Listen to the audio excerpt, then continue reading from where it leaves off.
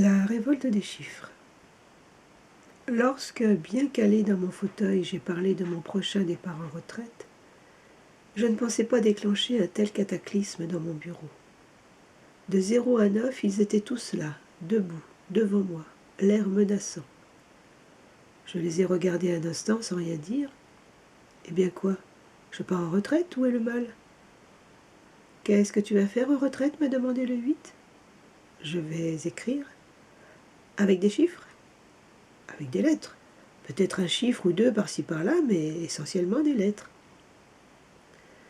Je n'avais pas fini de lui répondre que les deux ronds du 8 s'aplatirent en accordéon et tel un ressort qu'on relâche après l'avoir comprimé, il me sauta au visage et vint se coller sur le verre droit de mes lunettes. Il s'étala juste au centre, de telle sorte qu'il m'empêchait de voir.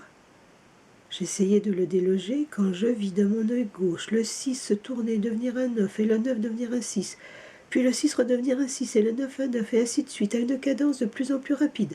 « Arrêtez, vous me donnez le tournis !» ai-je crié. « Qu'est-ce qui vous arrive ?»« Pourquoi nous abandonnes-tu » m'a répondu le 7, qui retirait sa barre pour la faire tournoyer comme un lanceur de marteau. Je baissai la tête juste au moment où il la lâcha. Elle s'enfonça dans le mur, derrière moi. « Je ne vous abandonne pas. Nous avons passé plus de 30 ans ensemble.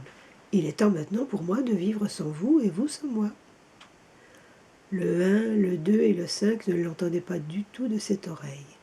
Ils se balancèrent d'avant en arrière en psalmodiant d'une voix sépulcrale. « Tu ne partiras pas, tu ne partiras pas, tu ne partiras pas. » Je commençais à avoir un peu les chocottes.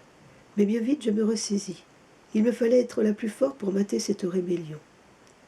Le 0, qui jusque-là avait regardé la scène sans broncher, se mit à enfler, enfler, enfler. « Mais tu vas éclater !» Mon exclamation angoissée le flatta, et il se dégonfla lentement, arc de cercle après arc de cercle, comme une stripteaseuse retirerait un à un ses vêtements, en me regardant droit dans les yeux pour voir si j'appréciais son numéro. Je dois avouer que, sidéré, mon regard n'exprimait pas grand-chose. Le 0 ne s'en aperçut pas, et une fois sa taille retrouvée, il s'allongea sur mon clavier. Mais où diable étaient passés les 3 et le 4? Le 6 et le 9, un peu étourdis, avaient stoppé leur ronde infernale. Ils étaient tout sourire. Je les sondais du regard pour essayer de découvrir ce qu'ils préparaient, quand je sentis un léger chatouillis dans mon oreille gauche. J'enfonçai l'auriculaire de la même main et le retirai aussitôt en poussant un cri. Quelque chose avait bougé dans mon oreille. J'entendis alors un rire passer de l'oreille gauche à l'oreille droite en me résonnant dans la tête. « Sortez de là immédiatement !» ai-je hurlé. Ton d'autorité me surprit, mais ce fut efficace. Le 3 et le 4 se laissèrent glisser le long de mes joues et tombèrent sur mes genoux, un peu penauds. « Maintenant, ça suffit. Que signifie cette guerre? Vous ai-je jamais martyrisé? Non? Alors laissez-moi partir en retraite tranquille. »« On veut partir avec toi? Soit, vous viendrez avec moi. »« Et comment? J'emporterai la partie numérique de mon clavier, mais chut, n'en dites rien à personne. » Des promesses, dit encore le 7, puis tout entra dans l'ordre. On m'avait prévenu, partir en retraite n'est pas chose facile. Je confirme.